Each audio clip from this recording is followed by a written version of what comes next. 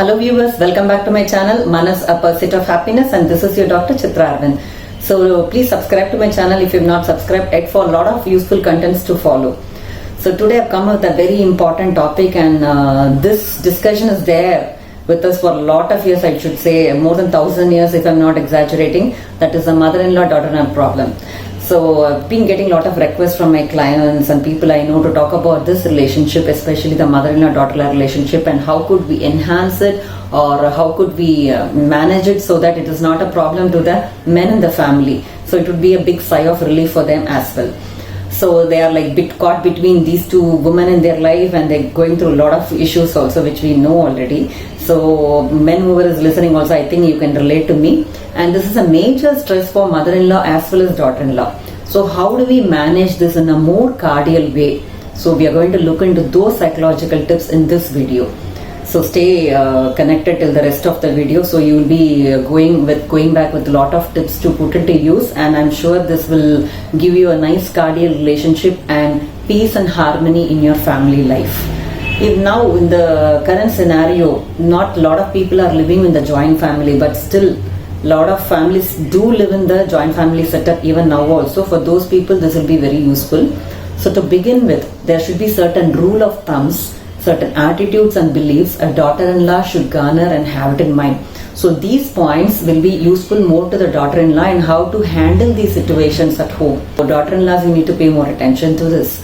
So daughter-in-law, first one rule you have to understand that they are not your parents. So they are your husband's parents. So you can't expect the same love and affection, and please do have some realistic expectation from them and lower your expectations. So that's the number one rule. The next one is, very important one is, they are your husband's parents. So here in what way I am telling you is, you love your husband, right? So I assume that you love your husband. So in the same way, you also should respect the fact that even though your in-laws, I'm not only talking about mother-in-law, even the father-in-law, even though your in-laws are like straight from the hell also, you need to accept the fact that they are after all, your husband's parents, and husband has been with them for long years, and he has been having good relationship also with them, hopefully. So in that case, definitely you also should learn to respect the fact that he is cordial with his family. And when you are also going to have this nice relationship with your husband, nothing can separate you, because a lot of daughter-in-law have this anxiety that these mother-in-law, especially mother-in-law, we can't bring always a father-in-law to the picture, especially in Indian culture. Most of the time it's mother-in-law. So mother-in-law, they believe that these people are like, plotting a lot of plans, like they show in our soap operas, like, what they say is they plot a lot of plans against you to separate you from your loving husband.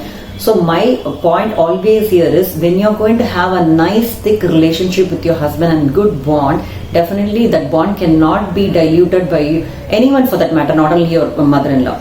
So try to develop that kind of bond, and don't make your husband in such a situation where he has to choose you or his mom. So this is a very pathetic condition every man might face in a joint family setup. Don't allow this to happen in your family, and this is the most unfortunate thing for a man to choose between his wife or a mother. So this love is definitely different from the love he has in a married life.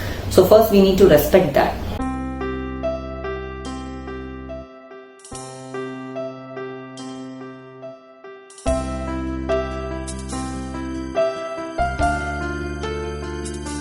And when the bonding is good, you shouldn't be always complaining, what your mom said today to me. And the similar way the mom would say, what your wife had said to me. And always this person is like bridging the conflicts. So I would say one more thing is, you need to learn to communicate directly with your in-laws also. So the first thing is, you need to clear your attitudes with these two important points, appreciating the fact that they are not your parents. And one more thing is, they are after all your husband's parents, so have that respect for them. And the next thing is, you also need to understand certain things. You may have a stereotype of how a mother-in-law would be and how a father-in-law would behave. Maybe the stereotype is in a more positive way, that the mother-in-law will be taking care of my kids and she'll be cooking, and my father-in-law will take my child for a ride. All these things, you may have these kind of stereotype imaginations, probably from the way you're brought up or seeing some movies.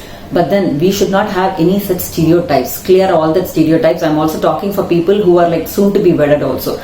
Don't have any such stereotypical expectation, even in a positive way, as well as more in a negative way also. Don't think this mother-in-laws will be in such a ghostly way, and she's going to really out there to ill-treat me and sabotage my self-esteem, and she's out there to even spoil the relationship between me and my husband, probably from all the learnings you had from your friend circle or whatever may be.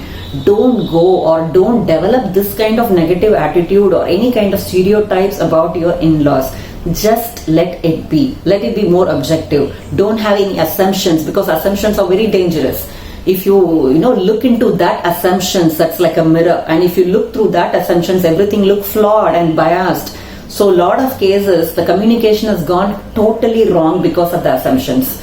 So please don't make any assumptions and clear all your stereotypes. Look at them as they are and just accept them for who they are. Okay, and I'm sure we have to always develop this attitude that people are well intended. Generally we have a belief, some people have a belief that people are very evil, they are out to destroy me. Don't have that opinion. Okay, maybe there are certain in-laws, maybe very less percentage are out very evil and out there to destroy you. Such cases happen, but in all other cases it is just a defense mechanism played by your mother-in-law or father-in-law. So you need to understand that their important value has been shaken or it has been threatened. Only that way they are going to behave so villainous at you. Otherwise they're not going to be. So the thing here is, you need to understand what they are, like who they are. Before that you need to understand you also. Do you have any such biased opinion about in-laws? So you need to clear that thing and to have only one attitude, that is people are well intended. When you approach your in-laws with this attitude, many times the communications will not go wrong. In such cases also, I would sincerely recommend you to talk openly, communicate openly. Communication is the key. It bridges all of these gaps and problems with your assumptions. So do talk directly. I heard that you said this about me, is it true? Sometimes it can be wrong, you can be even wrong. So it's better that you clear the air by talking to them directly. And the next important thing is, doctor, you're talking about all this, but their values are completely different and you want me to satisfy everything. A big no. Don't ever change any of your personality just because your in-laws want it to be that way. Because I've seen a lot of daughter-in-laws, I've seen my clients experience often. They say like 10-15 years I've suffered in their clutches and I changed myself completely to cater to their expectation. At the end of the day they hate me. But then this is not at all a healthy attitude. First understand one thing, don't ever change yourself just because you have to fit into the expectations of them. If the change is for better, for changing your entire personality is going to do good for you, well and good. Otherwise, don't ever change something just because you need to please others. It may look okay in the beginning, but as you go on and on, it will become like it will become a very toxic thing to do, and you will start developing lot of hatred towards your in-laws also.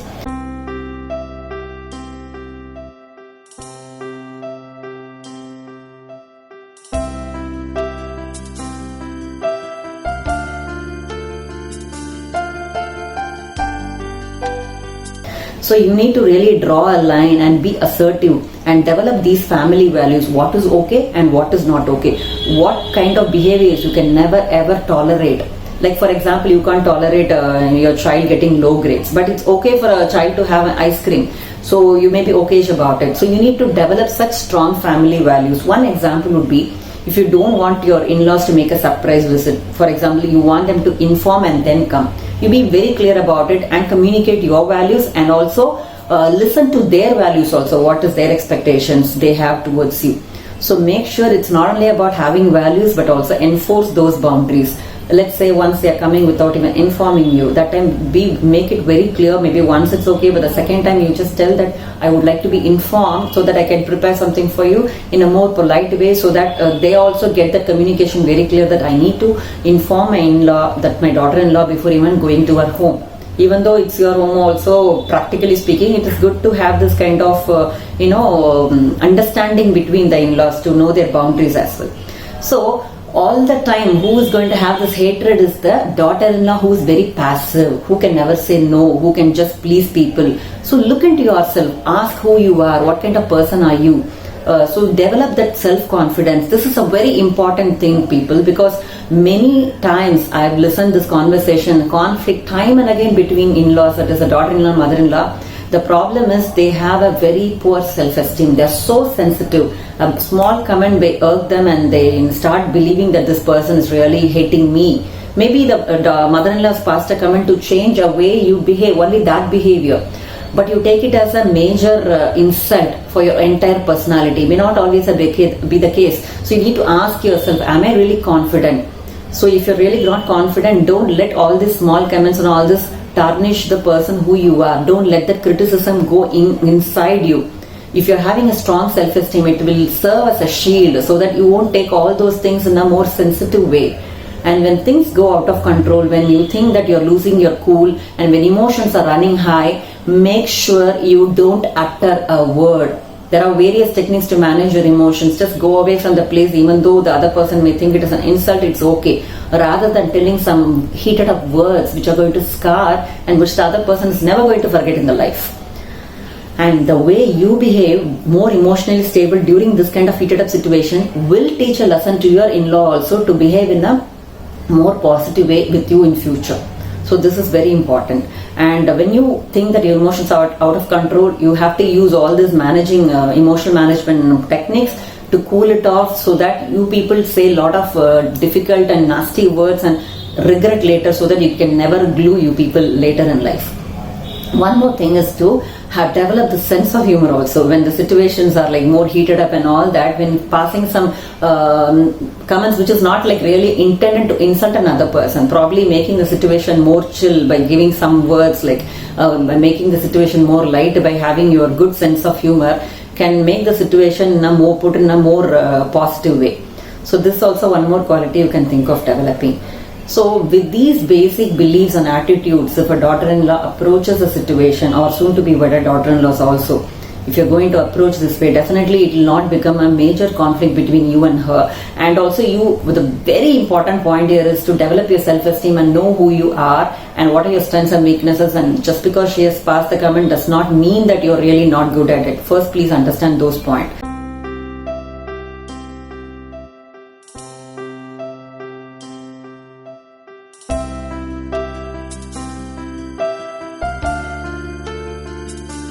And also the same thing goes with the mother-in-law, but this particular video is only for the daughter-in-laws to adapt to the situation in a more harmony, in a more better way. And finally, be kind. So kindness always spread kindness. So what come may, if your character is going to remain the same, and nobody can take that good sweet personality of who you are from you. So when you are going to behave yourself and in a more kind way, definitely good things are going to come to you also.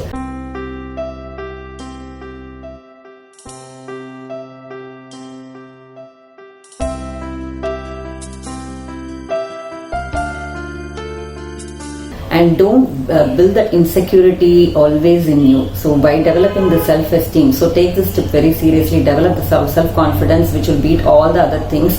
And when you are very confident about yourself, you can definitely handle these kind of issues or conflicts in your family. Just imagine a person like a woman who's in the CEO of the company. Do you think she's going to be more hurt by her mother-in-law's comment?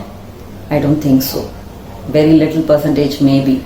So you need to understand that, know your values and know your worthiness and be compassionate towards yourself. So nothing can really come as a major insult to you also. And don't take everything personally also. It is maybe because of their character also. It's not only because of you. So keep all these tips in mind. So I am sure that these tips, when you really put into use, you will be seeing a great change in the way people look at you and approach you. I'm talking about your in-laws here. So one last thing is, we can't change everyone. We can't change your husband's behavior, or we can't change your mother-in-law's behavior or your father-in-law's behavior. But the truth is, you can change only one person, that is you. And when you change your attitude and your behavior, definitely good things will follow and people will behave the way you want them to behave. So for that, you need to really change your attitude and certain skills and behavior. So this would be a great start, I guess. So see you in the next video. Take care. Bye.